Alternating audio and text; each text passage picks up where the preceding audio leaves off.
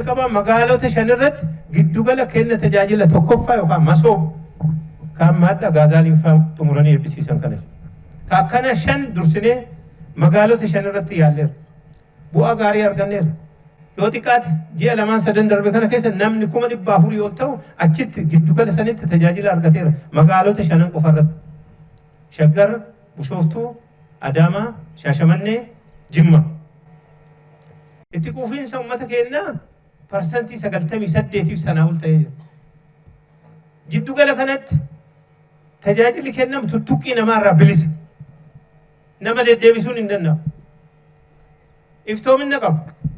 Ittaansinee magaalota shanirraa magaalota 26 irratti amma hojjechaa jira. Isa keessaa tokko magaala Mujoodha. Magaala Aggaaroo, Amboo, Walisoo, Holotaa, Asallaa, Roobee, Maayaa, babal'ifannaan immoo magaala Adaamaa irra iddoo 3, magaala Shaggar iddoo 5, magaala Bishooftuutti iddoo 2, magaala Shaashamannee iddoo 2. Waliigala magaala 26 marsaa lammaffaa sadarkaa kana hojjetamaa jira.